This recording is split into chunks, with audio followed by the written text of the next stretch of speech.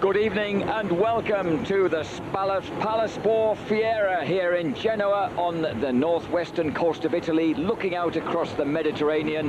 The 17th annual Supercross in this magnificent old building, which actually has a huge daylight dome above it, and this course built by Franco Rota to host the main event, the final round of the World Supercross Championship, the fourth and final event of the World Supercross Championship here across this weekend in northern Italy. And you saw at the head of the entry list there, number 111, Jeremy McGrath, the reigning and 5 times US Supercross champion, who's making a guest appearance here in the World Championship Series at the final round in Genoa. We're taking a look at the final of yesterday evening, because this was a 2-night affair. Yesterday evening here in Genoa, the final of the 250cc event. Off the line they come, and there is McGrath, number 111, on the Chaparral Yamaha, getting a blinding start. Just where he wanted to be. Showtime McGrath. In second place, Robbie Reynard, the championship leader. Third place, new Chaparral teammate number 7, and that is Steve Larson. Behind him, number 4, Larry Ward, who made a really disastrous start to the World Championship Series, but has been getting hotter ever since. He's moved from nowhere through to 4th place in the Championship Series. McGrath, of course, making his first appearance in this series, being chased by Reynard, the boy who's virtually been dominating it. Larson 3rd, Ward 4th, Tim Ferry Yamaha 5th, and Mike Larocco, the man we saw just beaten in Barcelona by Mike Brown. So Larocco on the Jack-in-the-Box factory connection Honda in 6th place. And the 9,000 spectators crammed into this sports complex here in Genoa have come to see, really, this man, Jeremy McGrath. His contract with the organisers here at Genoa is they know that he's prime time as far as the Italian fans are concerned. They'll come a long way to see this boy McGrath race, and here he is. McGrath leads, but the boy who's definitely going to be a big threat to his championship in 1999 is right there with him. Reynard has been proving that the combination of himself and his 250cc Suzuki, remember he's ridden 125 right throughout his career until now, is going to be a real threat to Jeremy McGrath. And already right on the pace behind the Californian, that boy from Oklahoma.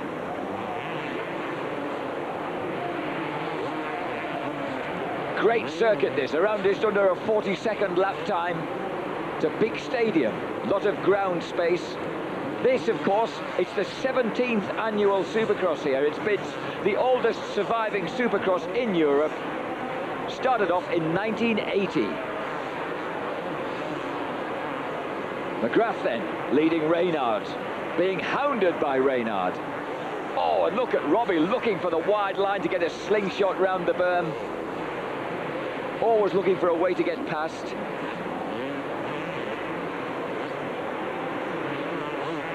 Here he comes, Larson still holding a good...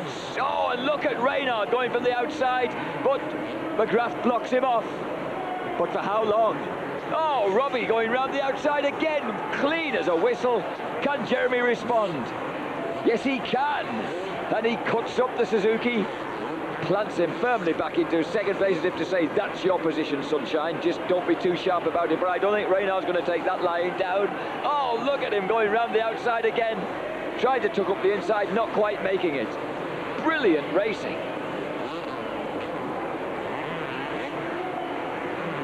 "26-year-old veteran now, really, Jeremy McGrath, leading the 21-year-old, equally veteran, because of his long career throughout schoolboys, mini cycles and the amateur ranks. Number 5, Robbie Reynard. But what Reynard is due to is the 250. He's only been on it a couple of months, but boy, has he been making an impact. Robbie Reynard then soars through the air in pursuit of Jeremy McGrath, the man who's racing here, studied on videos for hours and hours, trying to figure out how he makes up time like he does on the ground. Reynard says anyone could do the jumps. It's the speed that you get on the momentum that you maintain on the ground when your wheels are in contact with the earth that counts. David Villemang, his opponent, Robbie Reynard's main opponent for the World Championship, lagging in 7th place off a poor start. and that is critical. How well can Willemang come through round here? We saw him get very tired in Leipzig. Oh, and look again at Reynard challenging hard, not giving McGrath a moment's peace. No respecter of the superstar's reputation around here.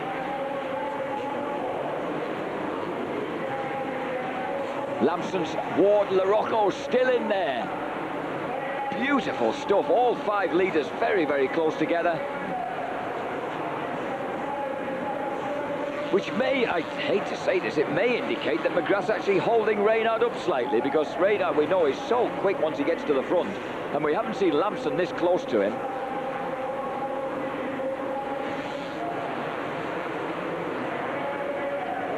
But of course, these 20 minutes plus 1 lap, they're long finals, these. Reynard knows he's got plenty of time. He's fit and he's well. Still 15 minutes to go. Looking up that inside again. Jeremy getting unusually out of shape on some of these jumps, isn't he? And here comes Reynard sneaking a look at the inside. Oh, what a perfect pass! Just sat himself inside the Chaparral Yamaha, didn't he? And then just squirted him past him. So suddenly it's McGrath who's got to do the chasing, and chasing he is. Looks up the inside again. Can't quite push a way through. His teammate Stevie Lampson right behind him. Oh, this is terrific stuff. In amongst the lappers already, but don't worry about that at the moment as regards, as far as McGrath's concerned. He's got to push on through them. Oh, and McGrath's collided with one of them, Fabio Balducci, and McGrath have gone down heavily. And that really was a heavy impact. McGrath felt that one. Oh, he's in one piece. Doesn't look entirely comfortable by any means, but at least he's in one piece. That was a really nasty get-off for McGrath. So showtime down and out of Saturday night here at Genoa, and possibly down and out for the weekend. What on earth happened there? Oh, and he came across the front of Balducci, and Balducci actually caught the back wheel of the Yamaha and seemed to come down on top of him, and looks like it might have come down actually on top of McGrath. A lot of concern here. The crowd stunned for a few moments. We're going to take a quick break. You won't miss any of the action. Join us again in a few moments. Welcome back to the World Supercross Championships in Genoa, and with the stricken Jeremy McGrath retired from the race after 9 laps, we are watching the leader, Robbie Reynard. Reynard, however, was the man who'd already made a very, very clean and exciting move on McGrath to take the lead. So the Suzuki factory rider is now on his own at the front. And as I suspected might happen, he really is clearing off. We glimpsed number 99, Mike Larocco, and number 10, Ryan Hughes on their Hondas. And there's Larocco. He's second place. Larocco just over 4 seconds behind leader Robbie Reynard. So Mike Larocco, the veteran from Indiana, doing his best to hold on to the scalding pace being set by this youngster and the Suzuki. There he is, number 5. And behind him, number 99, here he comes, soaring through the air. Mike Larocco behind him, number 4, Larry Ward. And behind him, number 10, Rhino Hughes on the Palmo Honda, and behind him again, number 6, David Willemang. Willemang, of course, desperate for points. Willemang's the man who is the only one really within shooting distance of Robbie Reynard, and he needs to try and improve on that 5th position. At the moment, Willemang on 46 points, 6 points adrift of Robbie Reynard. 20 points for the win, 17 for second, 15 for third, 13 for fourth, and just 11 for the 5th position that he's in right now. Of course, there's one more final to go after this one. The results will be combined, as they were in Leipzig, to produce an overall winner who will get the 20 points towards his World Championship score. And that very loose-limbed action of David Willemang, letting the Yamaha slide and buck underneath him. But can he catch Rhino Hughes, and will it really make that much difference with that boy Reynard gone at the front? David Willemang, nicknamed the Cobra, certainly needs a bit more of a sting than he's showing right now. He's got to catch the Palmo Honda of Rhino Hughes to try and improve his points tally. And Larry Ward, just going through the picture there as well, is within reach in third place. Ward, of course, won overall in Leipzig. Willemang won in the opening round, the muddy Stade de France, which we remember so horribly well. And Robbie Reynard won in Brazil. So 3 meetings, 3 winners. And look at this, David Willemang getting very close now. Willemang looking for a way past Rhino Hughes. One thing to catch him, another to pass him, especially when the back markers are around. And Steve Lamson, who's been, and David didn't quite have the nerve to centre punch the Honda then.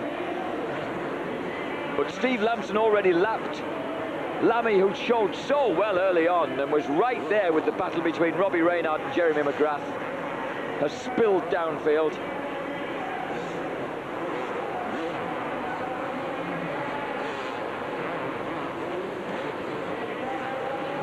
This battle then for 4th and 5th places, well really for 4th place, neither of them want 5th, do they? Rhino Hughes, so often the bridesmaid, never quite the bride in the States, and looking to settle in Italy with his wife and baby and really make a go of the 250 GPs. He's lying in 4th place, 5th place David Willemang. So these two will be renewing their battle on the Grand Prix playing fields next year. Across the length and breadth of Europe and indeed South America, North America.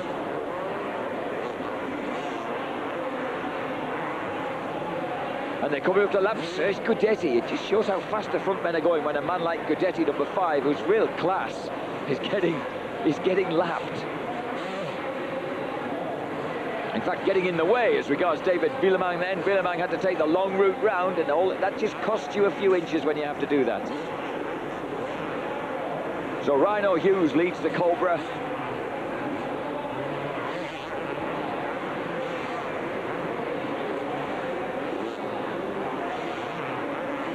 And they've somehow got to do that. They're lapping Tim Ferry as well, look. The former East Coast 125 Supercross champion from the States has been lapped there. All sorts of people having to keep out of the way, out of the action. 5 minutes, just over 5 minutes remaining in this race.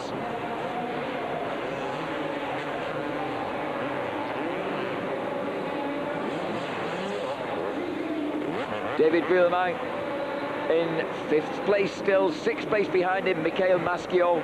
7th place, Thierry Batiste. 8th place, Tim Ferry. And 9th, Serge Guidetti. We've just seen them lapped. 10th place, also a lap down, Pirek Paget. Garcia Vico of Spain, 11th. 12th, Frederick Vial. And 13th place for Josh Coppins, the BFE Suzuki rider, who will be doing the 250 Grand Prix once again. Actually finished 13th in the 250 Grand Prix this year. So he's, at the moment, 13th is his lucky number. And right now, number 10 is Rhino Hughes' lucky number, because he just keeps pulling those few extra inches out on Willemang, number 6. The packed house absorbed by this, but ruining the loss of Jeremy McGrath. The man who's really dragged them in off the streets. Willemang a lot cleaner across that tabletop. And that's allowing him just to get a few more inches back on that gold, that superb gold helmet of the Palmo Honda Rhino Hughes combination.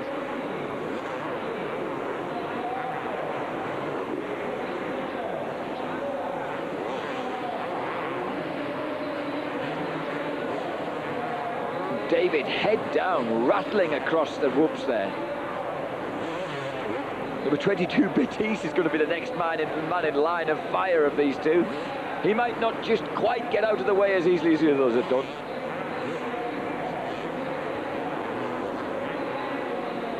This is hard work, this track. There's not a moment's peace around this, and these are long races, these finals. If Willemang felt the pace in Leipzig, he's going to feel it again round here. But still he's pressing on. He's not letting go of that possibility of getting past Rhino Hughes. You never know, if something happened to Robbie Reynard in the last race of the series, then that extra couple of points could make all the difference. Willemang doesn't need me to tell him that. You'll notice Batiste is maintaining their pace at the moment. They can't really find a way around him. There's a blue flag being waved at the sturdy Frenchman, who finally moves over a tad, somewhat reluctantly, although not out of the way just now of David Willemang. Oh, and then he does. Willemang just forces his way through, kicks up the dirt on the outside. They're 19.5 seconds behind Robbie Reynard. So Reynard comfortably at the front, but this is... Ah, look at that, ever so neatly. But no, Rhino retaliates and goes right back round the outside after that neat passing manoeuvre of David Willemijn. But now that Willemijn's got a sniff of it, he wants that 4th place. Just over 2 minutes left, but he's lost it again. Rhino's got back in front of him. A terrific scrap, this. Keep out the way, you guys. Daniel Obelisco, the obelisk. He pulls right off the track. There's no need to go that far, Daniel. You can still stay on the track if you wish.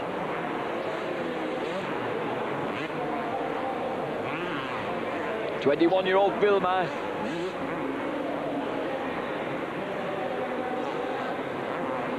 Not the greatest stylist, but one of the fastest guys.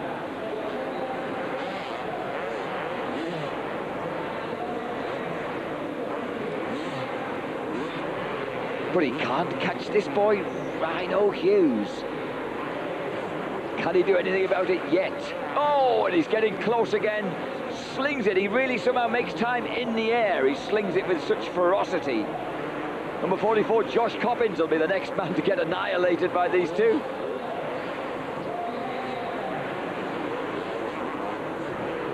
Tucks well in out of the way. Again, 3 250 Grand Prix contenders for next year all together.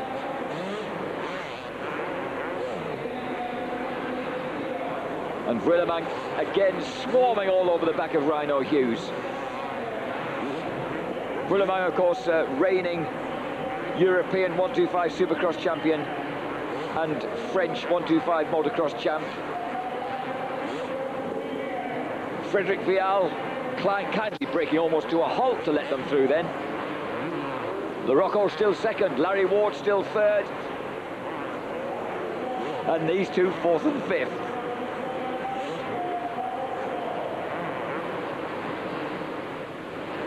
The rut's getting a bit deeper now. This earth is quite soft and slippy. In places rutting out.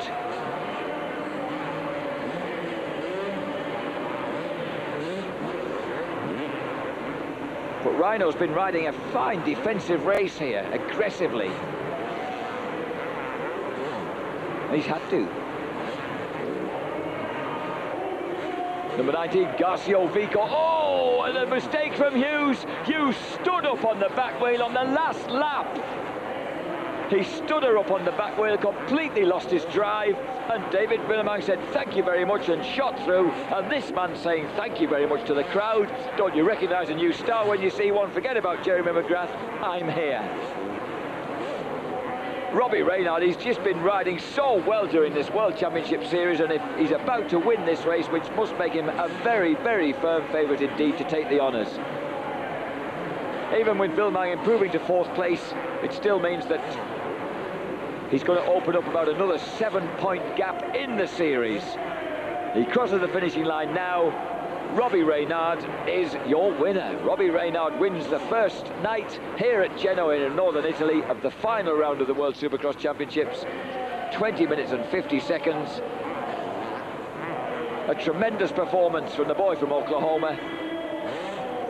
There's Larry Ward crossing the line in 3rd place. Maschio already lapped. Number 6, David Willemijn, goes across, and a detuned Rhino Hughes. Reynard, Larocco, Ward, Willemijn, Hughes and Maschio. They were the first 6 riders in that long and arduous final. Thierry Baptiste crossing the line there, finishing in 7th place. So that was a pretty mega race. Robbie Reynard took it. 20 points to him, 17 to Mike Larocco, 15 for Larry Ward, 13 for Willemijn, 11 for Ryan Hughes. Further back, 8th place for Serge Gudetti, 9th for Tim Ferry. And 12th place for Josh Coppins. He moved ahead of Garcia Vico right near the end. Marco Kovalainen right near the back. We'll move on to today's action in a few moments. Don't go away.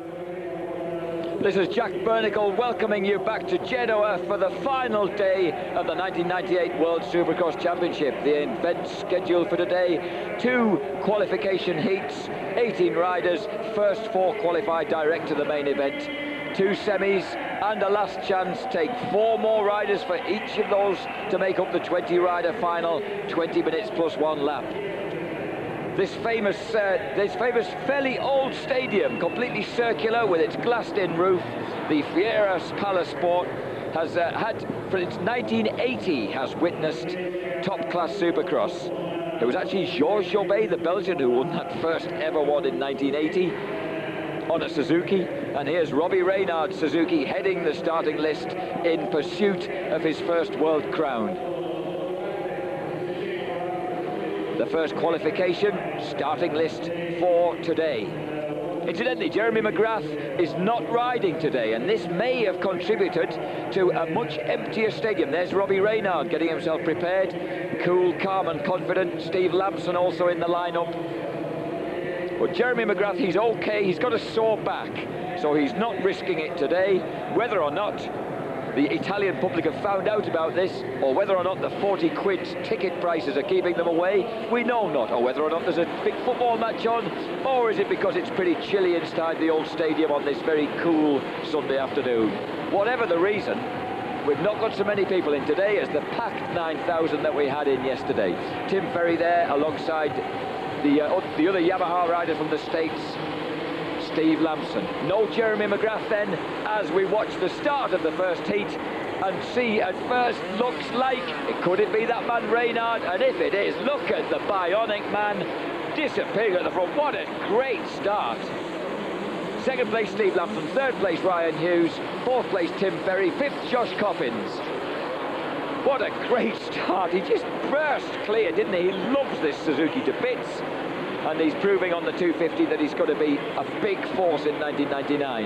If he can carry any of this form back to the States, then, well, welcome home Robbie Reynard. He stayed again for a week out with his sister and his brother-in-law in Luxembourg, so he's not been wearing himself out with travelling back home. Robbie Reynard, number 5, in fine form. Lamson, 7. Rhino Hughes, 10. Now, Lamson, who messed up the final yesterday, tried to make something of a comeback now. But he's got to deal with this guy. He's got to hang on to this guy for a start.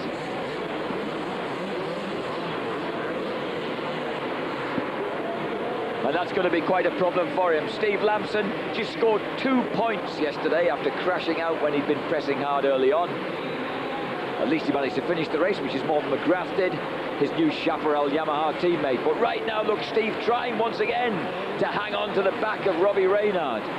The only way he can get onto the guy's pace is to keep in sight of him, and Rhino Hughes trying hard as well. But Reynard really is looking classy. He's not making the sort of mistakes he was in Leipzig, even though he won the first race there, the first night there, and then had that problem that Wobbly Walters, his English mechanic, says indeed. He says, I don't like to confess it, but it was probably my fault that the fuel filler cap on the Suzuki's fuel tank worked loose, and Robbie had to stop and just tighten it up as best he could, so he didn't get too much petrol seeping out onto his lap. Not a very comfortable experience at the best of times. But Reynard, having done that, of course, forced his way back through the field to an amazing third place to make sure that he sustained a strong lead in the World Championship. And that lead, of course, he strengthened once more with victory yesterday here. Hughes third then, Tim Ferry fourth, Mike Larocco in fifth place, not yet in a qualifying position. Sixth for Josh Coppins, seventh Garcia Vico, eighth Pierrick Paget.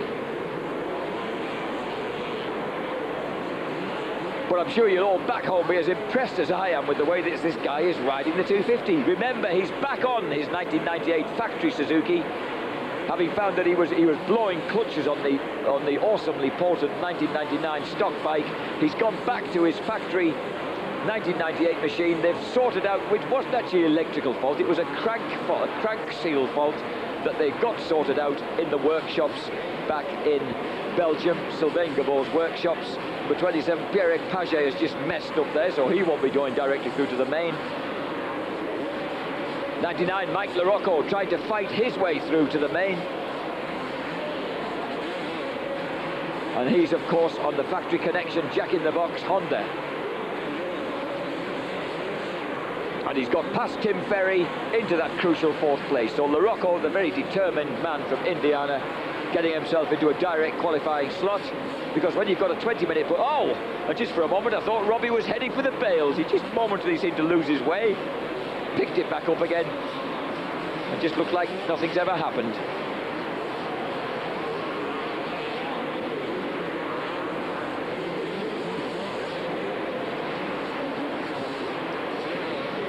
Robbie Reynard, who sprang to fame in adult terms as a 16-year-old when he burst from nowhere to win the Steel City 125 national round in 1993, and they simply said, that's it, the new star of the 1990s.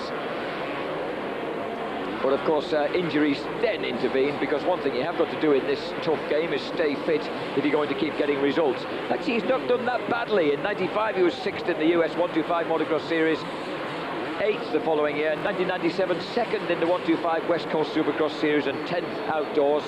And in 1998, 2nd in the 125 East Coast Series and 4th outdoors. So despite all the injuries, he's kept hanging those results in on a private Primal Impulse Honda in 1997 and the Primal Impulse Suzuki in 1998. And now Roger Decoster, there's Tim Ferry going through in 5th place. Roger Decoster, Team Suzuki USA boss, is here to watch him hopefully clinch the World Championship tonight.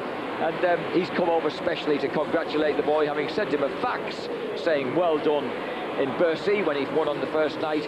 Roger's now come over in person to celebrate the sudden emergence or re-emergence of Suzuki as a real power in motocross and supercross terms. Larson, Hughes and Larocco still filling out those qualifying slots. And that's number 38, Jerome Tesh, lying in 10th place, just being lapped.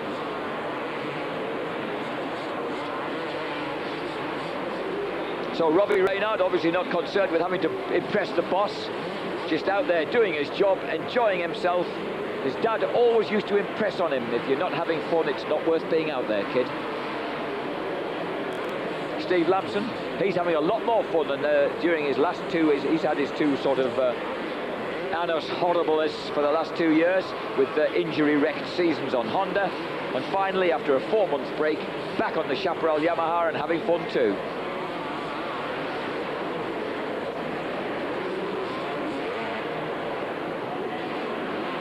The man from Northern California moving back up home to building himself a new house for his family in Northern California, moving back up to just inland from Sacramento.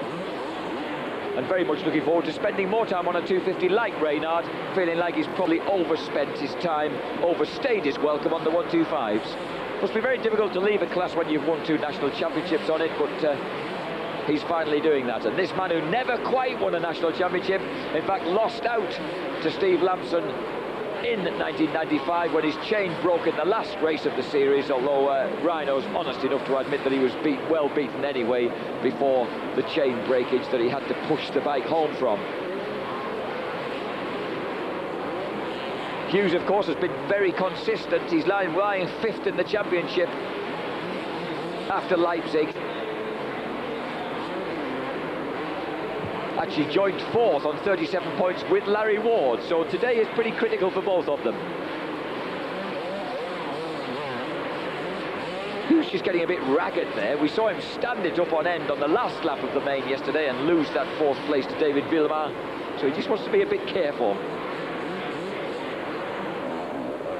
Behind him we glimpse in the background constantly Mike Larocco. The very, very strong man from La Porte, Indiana. But not strong enough right now to deal with Rhino Hughes. But just beginning to edge in all the time. The two Hondas keeping within sight of one another. Just under 4 seconds between Larson and Hughes. So the Palmo Honda ain't going to go any further forward than this.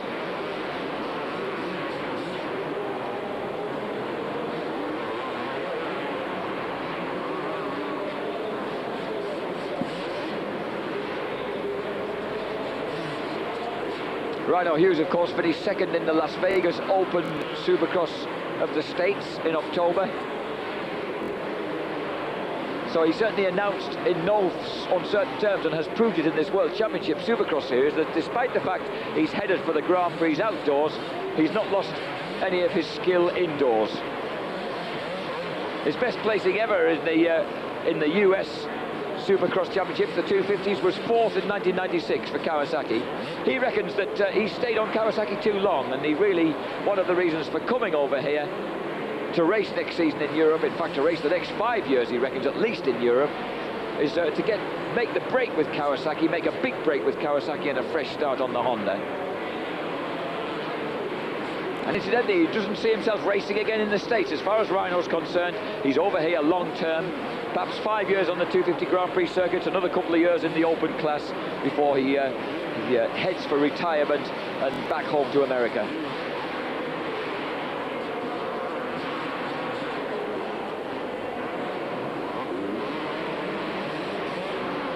He, of course, lying in 3rd place behind Larson and Robbie Reynard. And this is Reynard in the lead. Looking so cool and relaxed. I mean, is he making any effort at all, this guy? When someone gets this good, even Jeremy McGrath had better beware. McGrath, of course, watching the action from the pit lane here. And surely being fairly impressed with this man, Robbie Reynard. Look at his fastest lap, 36.8 seconds. I said the lap times were just under 40 seconds. Well, they're suddenly substantially under 40 seconds now that Robbie Reynard's got out of the traps and wrung the lap times neck. That's what you've ended up with, just over 36-second lap.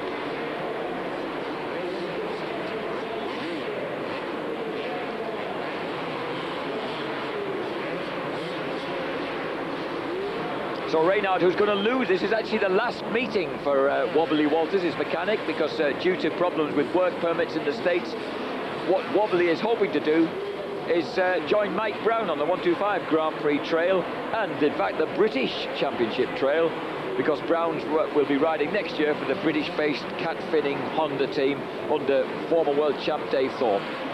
Wobbly would dearly love to be a part of that team, and Mike Brown would dearly love to have him work with him, because he's certainly established himself a good reputation in a couple of years in the States as Wobbly. Reynard, I know for one, doesn't want to lose him, neither does Roger Decoster. It's just a tragic force of circumstance that could drive Wobbly out of the USA, at least for next year. But I think Reynard would have him back any time. So Robbie Reynard and the Wobbly Walters prepared factory Suzuki sweep across the finishing line to take the first qualifier here in Genoa for the last race in the 1998 World Supercross Series. Robbie Reynard wins it.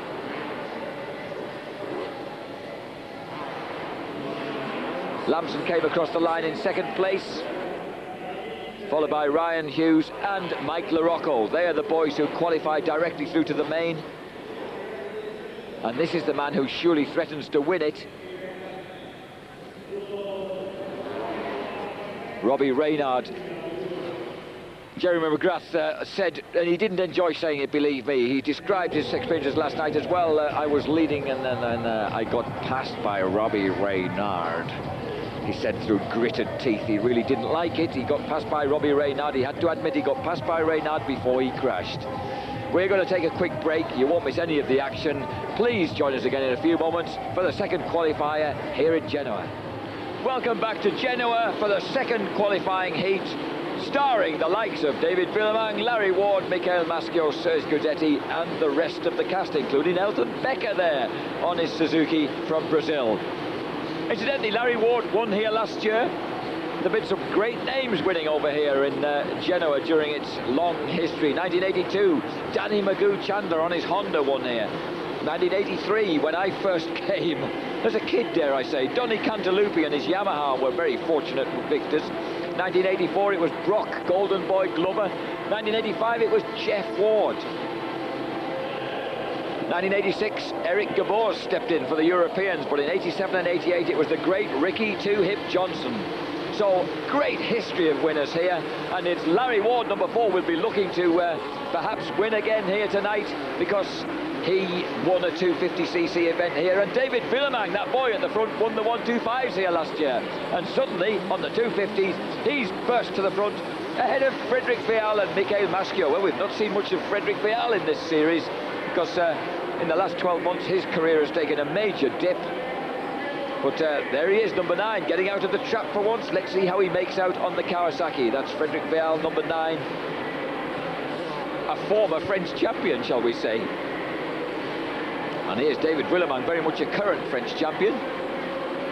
Number 9, Vial. Number 8, Michael Maschio. Number 4, Larry Ward, making a steady start. Not quite as brisk as I'd expected. Oh, and look at Willeman. Is he hammering his way to the front? Oh, what? Frederic Vial. Vial, of course, has a great pedigree. You'd expect him to do better, but he's not been doing so well.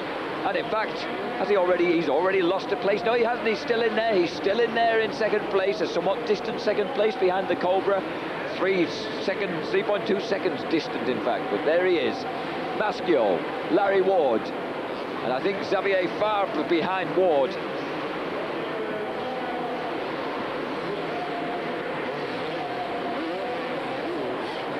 Michael Maschio desperately trying to find a way past Frederic Vial. Vial, champion of French 125 Supercross in 1993, 250cc French Supercross champion in 1995, third in the world 125 Grand Prix in 96, and French 125 motocross champion in 1997, and then nothing really in 1998. But look at him retaliate now. He's got the bit between his teeth as Michael Maschio cuts underneath him, and Frederic cuts back.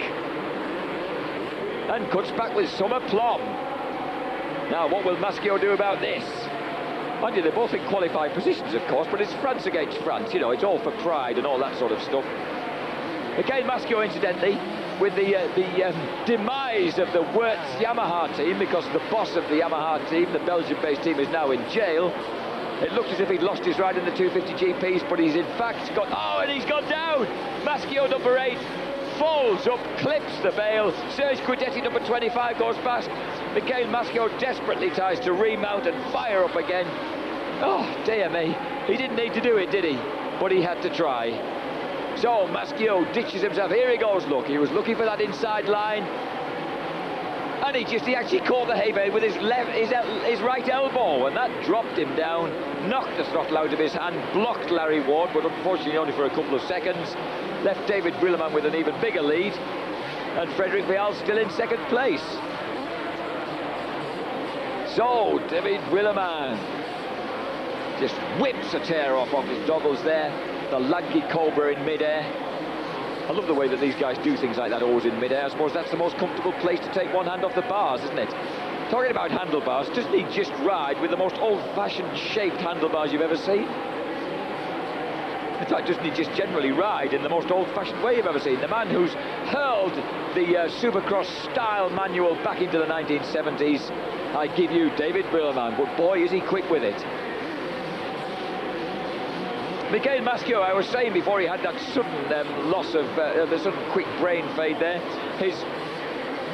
Where is he? He's down in 7th place at the moment. Maschio's ride in the 250 GPs has been rescued for 1999 by the Magic Bike Yamaha team, running out of Italy with Alex Bellametti in the 250 GPs. So Bellametti will come out of the 125 GPs and join Michael Maschio in the 250 GPs on the Magic Bike Yamahas with help and parts race kitted by Michele Rinaldi.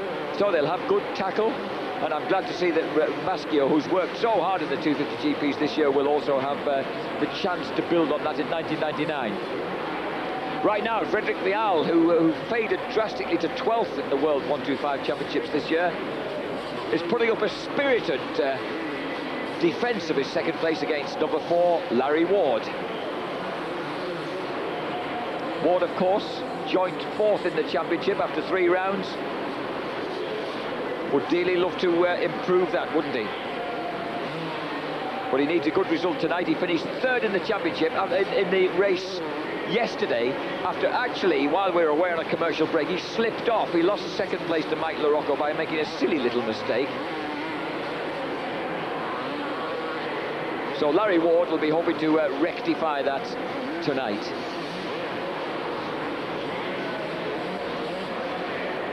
But right now, look at that low Mediterranean sunshine beaming through the side windows onto illuminating Frederic Vial and his Kawasaki there. Frederic coming up to lap Leonardo Loni, and an unknown Italian on a Kawasaki also. Serge Guidetti still in there, look. Guidetti showing decent, better form now on his Honda number 25, and still following Larry Ward. Guidetti, of course, is a comfortable qualifier in that position, no problem for him. But I think Larry Ward's beginning to close on Frederic Vial and probably thinking he can go a bit quicker than this, and perhaps he ought to. You don't want to get used to going a slower pace. 5th Betis, 6th Maschio. They're the guys who are out of it at the moment, along with Dini, Fabre, Ovalesco and Becker. Oh, and back there in 10th place, Bellametti, Maschio's new teammate next year. And here comes Ward, launching his attack now. You don't want to get into a rhythm where you're actually going slower than you can, in case you settle into that rhythm so easily you never get back out of it again. And Ward, he doesn't want to do that when he knows he's going to be up against an on-form Reynard in the final. But every time he goes one side of Vial, almost subconsciously, the gritty little Frenchman moves the same way. It's a rather sort of in a magnet effect. And look at that, this time getting some real air time. And Larry looked a little bit wary, didn't he? He glanced across to the right, just in case Frederic moved over against him in mid-air. So he's been a little bit wary of the Frenchman, Larry. And giving him plenty of room, trying to sling past the outside, and he succeeds and he escapes in one. That's the way to do it. If you're going to make a pass, make it clean, make it stick and get away. So Larry Ward through to 2nd place, ahead of Frederic Vial, and Serge Guidetti still right in there behind them.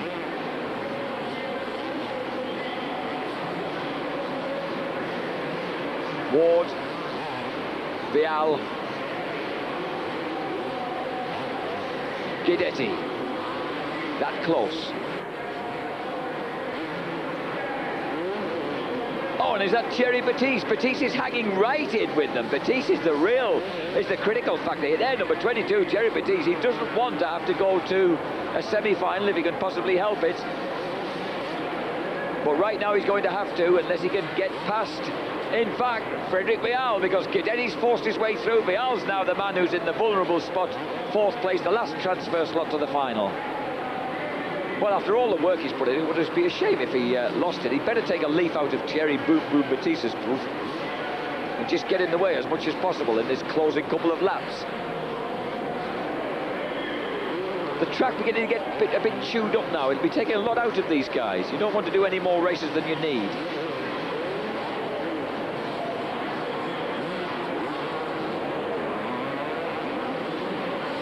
Betis, who was competing at a very successful little indoor event in the French Alps at Grenoble on the weekend of Leipzig. He missed the Leipzig Supercross to ride in a French international in Grenoble in front of a very enthusiastic 10,000 audience.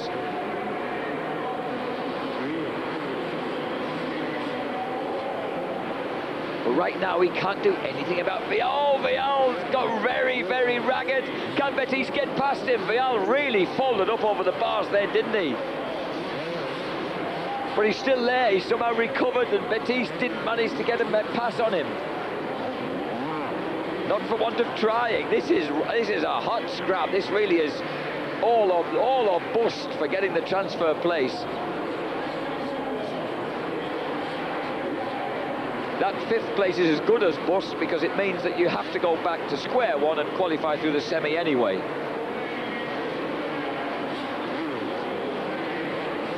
It means you get the choice of the best position on the start gate if you finished 5th in your heat, I suppose. So there is. Oh, Michael Maschio's joined in. Look, Maschio recovering from his mishap is right there behind him on the blue Yamaha. So it's oops-a-daisy, scaring the unknown boy.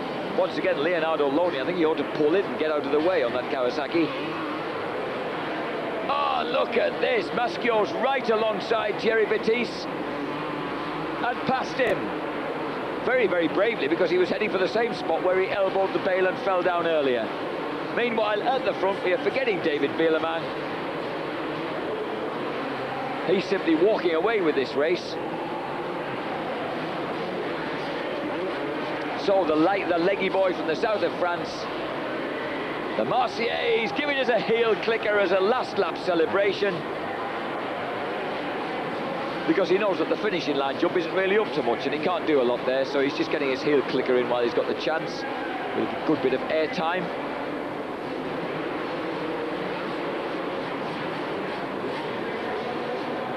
And that was a pretty bumpy ride across the whoops there. It only takes a back marker to actually scrub a bit of your speed off, and as soon as you've lost the momentum, then you wallop all of them instead of skipping across the top.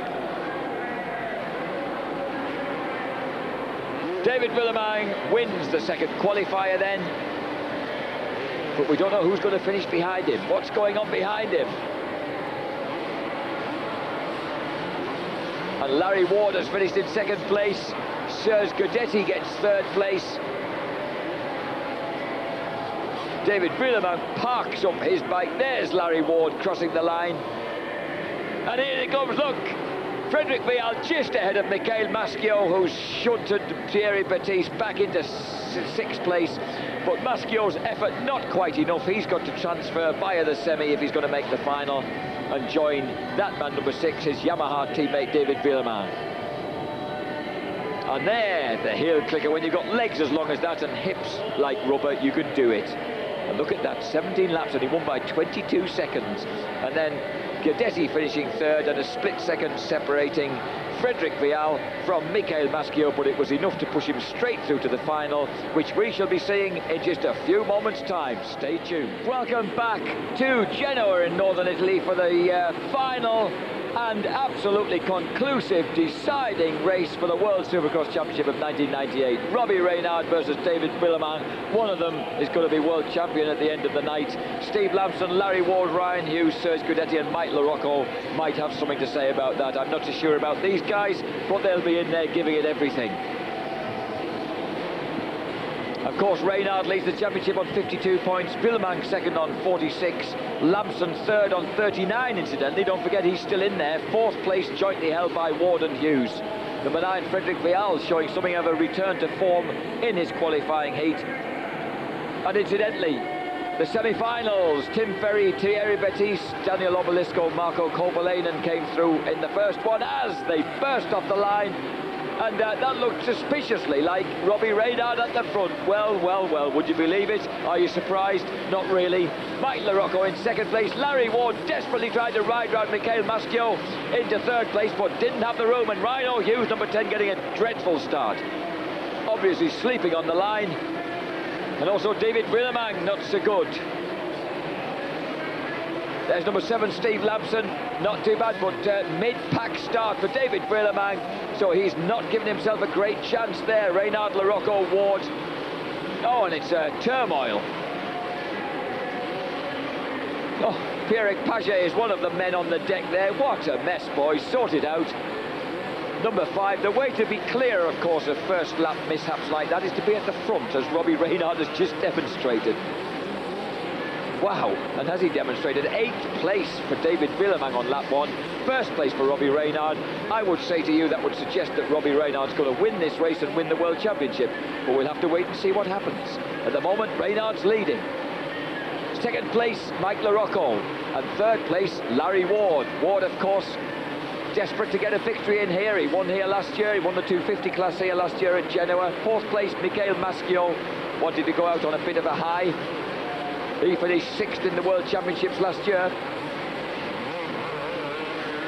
And Larocco, look at that. Larocco finished 2nd in Barcelona and was involved in some great scraps in Paris-Bercy. Has turned up, like Jeremy McGrath, for a one-off in the World Championship here at Genoa. And what a performance he's putting in. Incidentally, this World Championship Series is it's showing the increasing strength of the World Championship Series in that the top 8 runners in the World Championship have... Oh, and what's happened to Reynard? Reynard had to pull off. He went off. Reynard disappeared through the hay bales and had to come back onto the track again. Good Lord, what on earth did he do that for? Was it a momentary lack of concentration, or did he actually have to drive off the track because he had some problem that needed sorting out? Well, we don't know. And I think he might have fallen. Was that Reynard down on the deck? We just glimpsed at our picture then. I think Robbie Reynard's suddenly got a lot to do. Maschio's now in 3rd place, Lamson 4th, and Reynard back in 5th. but critically still ahead of David Willemin.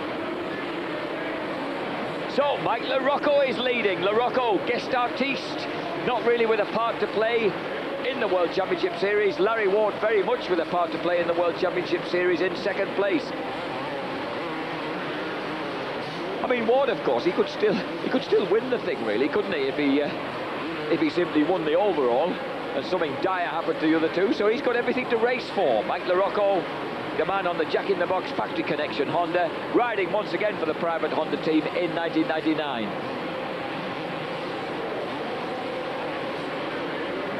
So Larocco, who finished 5th in the US 250 Supercross Championship, Ward finished 3rd in 1998, and he's breaking away a bit from the Suzuki. Number 17 already being lapped there, Tim Ferry, having a blue flag waved frantically at him. I'm sure he's all too aware of the fact he needs to get out of the way. And at the moment, current World Championship, 67 points for Reynard. Still got to be the favourite. Larocco leads. Reynard still back in 5th place. Mike Larocco, the man from LaPorte, Indiana, Michael Allen Larocco, started racing at 6 on a Honda 50, so he's been at it a long time because he must be 27 now. A mere 21 years of racing. About the same length of time actually as Larry Ward, so a couple of classy US veterans together. Yellow flag's out. Someone's throwing himself all over the place and not quite able to catch up with his wayward machine. There's Mikhail Maschio still in 3rd place. And Robbie Reynard, look, number 5, Reynard, pressing all the time. Reynard coming through the pack, catching up with Mikhail Maschio, and the crowd really getting behind him. Beginning to appreciate just how good this guy is. He's past Larson, he's onto the back wheel of Mikhail Maschio, he's murdering them.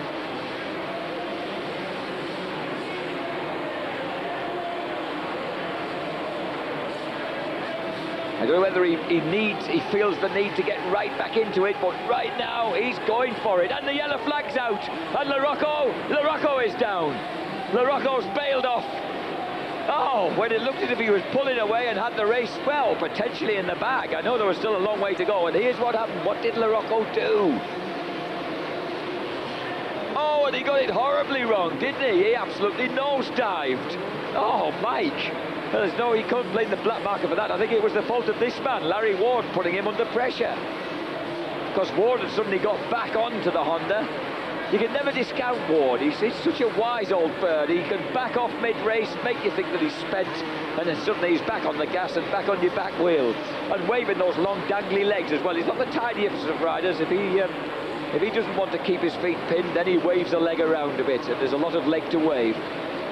So, Larry Ward is now leading it. What a great final race of the series. Larry Ward leads it, coming up to lap Pierre Paget, number 27. Oh, and Larocco's in trouble. Larocco, I think, has damaged his bike when he fell. I think that looks like the throttle is damaged. And I think he's out of the race. Oh, what a shame from the hard man from Indiana. And here, look at this. Mikhail Maschio desperately trying to fend off Robbie Reynard and doing a very fine job of it at the moment. The crowd, oh, they've got everything behind it here. Look, Robbie Reynard. Here's Larry Ward. And look at this. Look how close Reynard's getting. He's right alongside.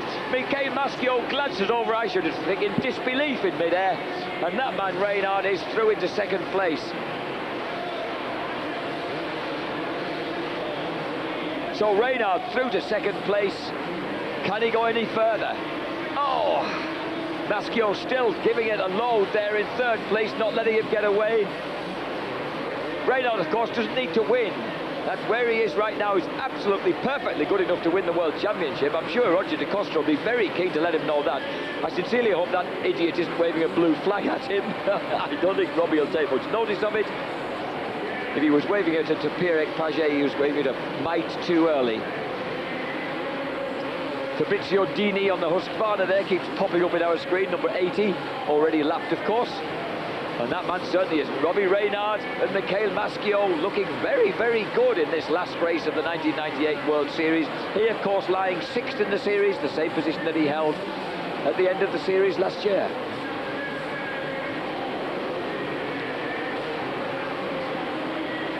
And in fact, Maschio could very, very well improve his position in the series from that if he sticks where he is. 35 points.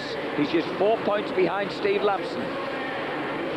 So if he can pull those 4 points back on Lamy at the moment, and Lamy right now is 5th, so not enough right now. Lamson's just 1 place and 2 points back on Michael Maschio. 6th place, Rhino Hughes. And at the front, and heading really for 3rd place in the championship standings, look at that. Reynard 10 points clear of Guillemang, who's 3 points clear of this man, Larry Ward. I don't think Larry's going to be able to do anything about closing up that gap. He's going to end up 3rd in the championship, but when you consider that he started off with an absolutely big, fat, squelchy 0 in all the mire of the Stade de France, then for Larry Ward, the man who's been racing and winning in Europe for a decade, it's a pretty fine achievement to come back to 3rd place in the World Championship Series. Robbie Reynard still pressing. Incidentally, Ward finished 2nd in the series to McGrath in 1995 and 3rd in the series in 1993 behind Guy Cooper and Greg Albertine. Here he is heading for 3rd place in the series again, and Robbie Reynard closing and closing and closing. Roger Decoster, he'll be loving this. His much maligned Suzuki's struggled so hard to keep me on the pace in the States over the last couple of years. Suddenly really showing up in Europe, and must be giving him enormous encouragement for what's going to happen. And look at this, Maschio's 3rd, Hughes 4th, Guillemang 5th, and Stevie Lamson slipped downfield. Lamson slipped way downfield, back into about 8th place, and that means in fact he'll lose a place. He'll lose the 5th place in the championship to Michael Maschio if he can't recover from that position. And if Maschio stays where he is. And right now, look at the Suzukis. We've been watching them, haven't we? We've been watching them almost formation riding, but always determined to give one another a hard time. It's either 4 leading 5 or 5 leading 4. It's been like that right the way through. Even at Bercy, they were doing this to one another, but they had McGrath accompany them. Well, McGrath crashed out yesterday. He's not with us on the track. He's with us in spirit and in the pit lane, watching these guys. And I hope being reasonably impressed. He's a generous man. I'm sure he'd say that they're riding very well. And Reynard really is closing, isn't he? Closing, closing, closing. He looks to me like he'd like to take the lead. It doesn't look to me as if he's hanging about and saying, well, that's okay, I can settle from the World Championship from 2nd place. I think he wants to win. What he doesn't want to do is cry. Look how he just keeps it pinned going past the back markers. That was number 29, Daniel Obelisco, the Obelisk. Veteran Frenchman, 28 years old now, keeping at least 28 inches out of the way. But that's where things could come to pieces, of course, because Robbie is so vigorous. He just keeps those elbows out and keeps charging when he's in amongst the back markers. Larry is a little older, wiser and more cautious, and is just liable to sort of just slightly back the throttle off when he's in amongst them, just in case they do anything untoward. Oh, great formation riding from the factory Suzuki boys. This, of course, your factory Suzuki team with Greg Albertine in 1999. I tell you, Greg's going to have his work cut out to keep himself on the pace that these two will be setting if, and it is a big if, because Larry Ward doesn't always carry his European form into the US season, which is when playtime turns back to serious business, as Roger Decoster will always tell you. But I don't care whatever Roger says, he'll be absolutely exhilarated at this performance by his Suzuki boys. Larry Ward, 28-year-old from Florence, California, leading number 5, Robbie Radar, 21-year-old from Norman, Oklahoma. And Josh Coppins, the 22-year-old New Zealander. Oh, was he getting in the way for a moment? Oh, no. I thought for a moment that Reynard, I keep expecting that Reynard's going to come to grief against these back markers, but right now Ward seems to be able to respond.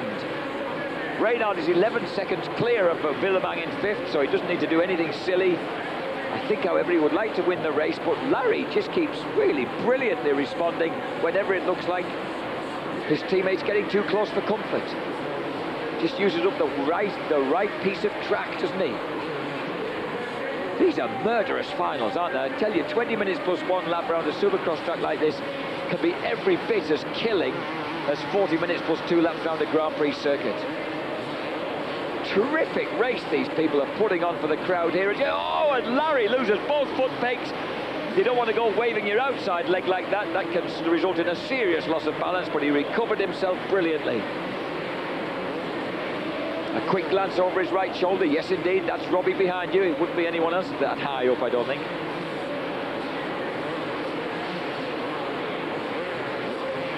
Gripping stuff, this. Reynard all the time looking like he's pressing for a way through, and all the time being countered by Larry Ward.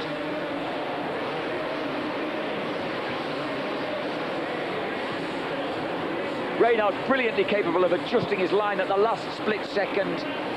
Stevie Larson suffering the ignominy of having a blue flag waved under his nose. I'm sure he'll be aware that he ought to keep out of the way of his colleagues, and he certainly does. He almost pulls up like Frederick Vial did earlier on. Oh, and that gives almost give Reynard a chance. The 8 seconds now ahead of the third place, the gallant third man, Michael Maschio, heading for 5th place in the World Championship Series.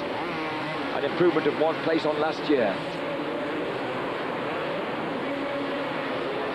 Terrific racing. Larry Ward, of course, looking for a second race win to add to his... And, of course, he became a real hero in Italy at the Assago Seprio race, the fast cross in September, when he had his 3rd successive win. Scored his hat-trick at Assago Seprio in September against all the best guys, beating McGrath, the whole bunch.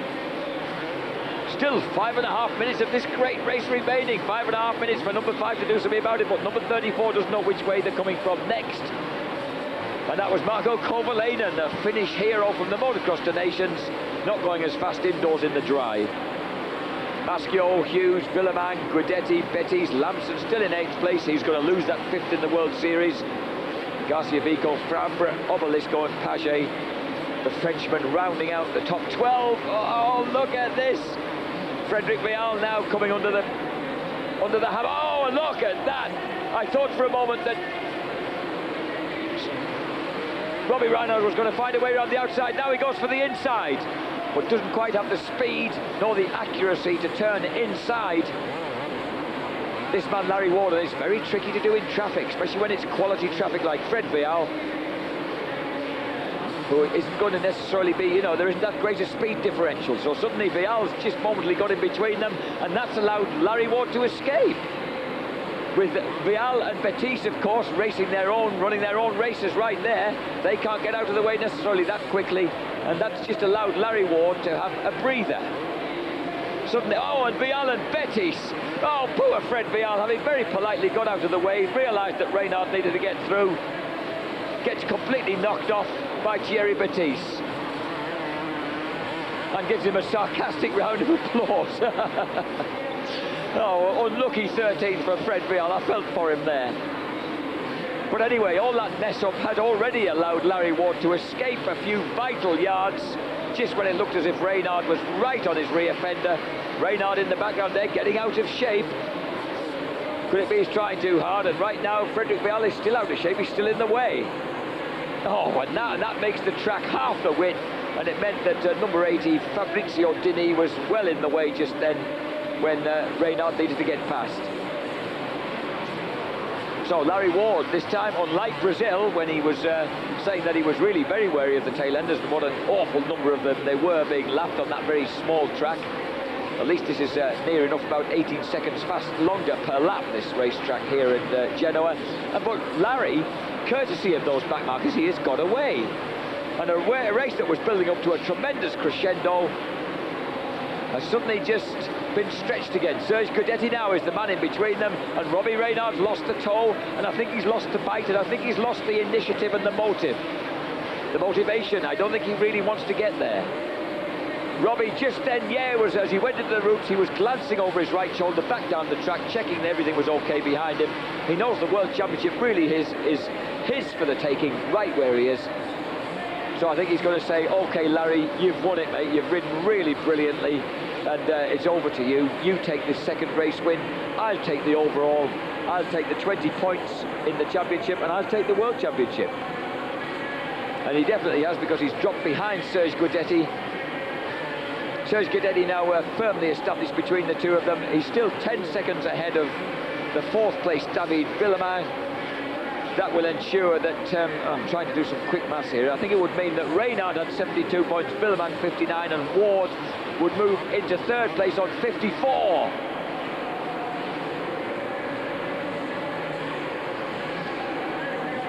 Down goes number 38.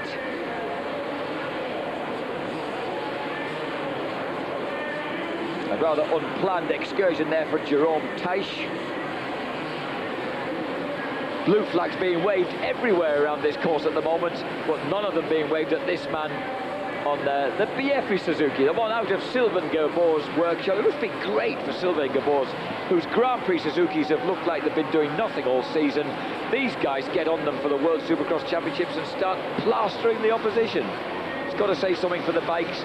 Perhaps they're pretty good. Perhaps Monique Vervoorts was having an even worse season than we thought in the 250 Grand Prix.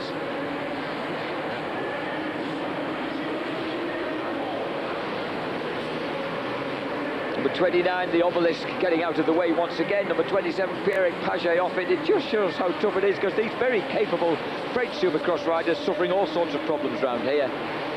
And these extremely, extremely capable US Supercross riders, the Iron Men, just keep on going. This guy, how he does it, he rides all year round. Doesn't seem to give himself a break. See the fire in his eyes just then on that close-up.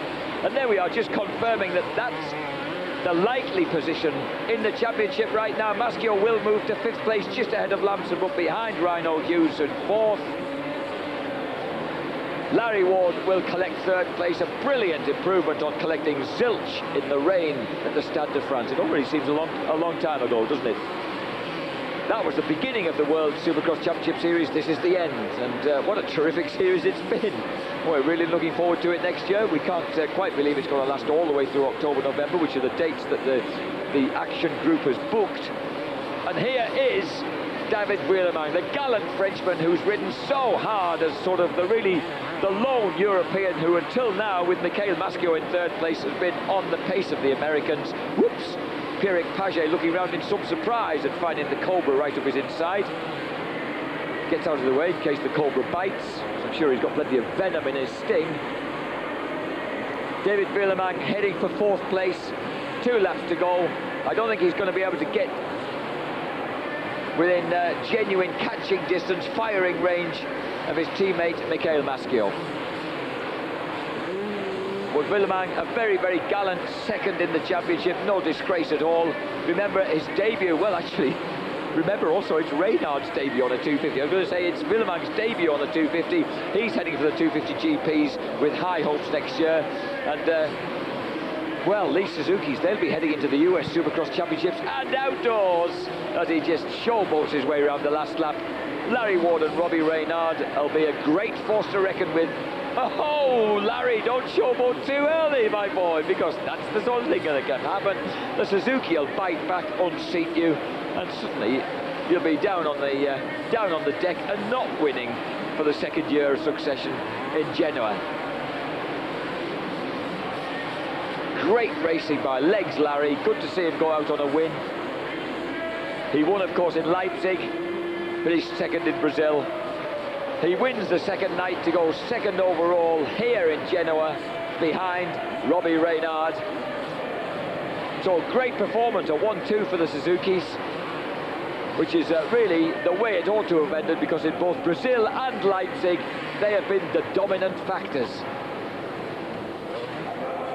Reynard comes up to explain what happened.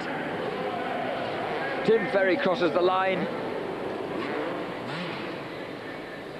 And that was that. Larry Ward on 20, Reynard 17, 3rd Ryan Hughes, 4th Vuillemin, 5th Maschio, 6th Guidetti, and 7th Thierry Bettis. Stevie Lamson back in 8th place, so he loses a place in the World Championship table. We're going to take a very quick break, but come back for an interview with Robbie Reynard, the new World Champion, and details of the final World Championship table. Don't go away. Welcome back to Genoa and the closing scenes of the 1998 World Supercross Championship. In the centre there, your winner, Robbie Reynard. On the right, David Willemang. He's in third place this weekend. On the left, the man who finished third in the World Championship, Legs Larry Ward. Three great performances. How was the race? You had a good start, you were leading, you had some trouble. Yeah, I got the whole shot again. My Suzuki pulled the whole shot again. And I was just riding my own race, and I caught some rocks with the front tire and almost went down, or I did go down. I lost the front end and then hit some hay bales, kind of high-sided, and I got going again. Got in the second. I was just riding, comfortable behind Larry, and then I got a flat and I dropped back, and Rhino on the last lap was right there, and I had to push pretty hard with a flat tire. I was a little nervous. You won the championship. Is good for you? Yeah, you know, it was a good race. You know, Willemang stayed in there the whole time. And I was just trying to be smart and be consistent, because he was really consistent every race, and you know, he's good, you know, racing out there. You know, there's a lot of fast riders, and hopefully next year we can have some more fast riders and make it a little more fun. Will you change your goal for the Supercross in US now? Well, I'm just gonna go in there and just, you know, go with an open mind and see what I do the first couple races, and you know, go from there. You know, I'm not gonna set any goals. You know, just go out there and do the best I can and see what happens. Congratulations, Robbie. Thanks a lot. A very sporting and worthy 1998 World Champion then. 72 points for Robbie Reynard. Second, the gallant David Willemang. Third, Larry Ward. Fourth, Ryan Hughes. Fifth, Mikhail Masciol. Sixth, and right down to 8th place, Serge Gudetti on 23 points. Those 8 guys did all the rounds, and good for them. There'll be more of them back with us for next year. Robbie Reynard, though, a very sporting and worthy world champion, because he likes a challenge. He wants more faster riders in there. Jeremy McGrath says he'll contest the World Championship next year, so we're looking forward to being even bigger and better. We hope you've enjoyed our coverage here on Eurosport of the 1998 World Supercross Championships. I'm Jack Burnicle. Thanks for your company. See you next time.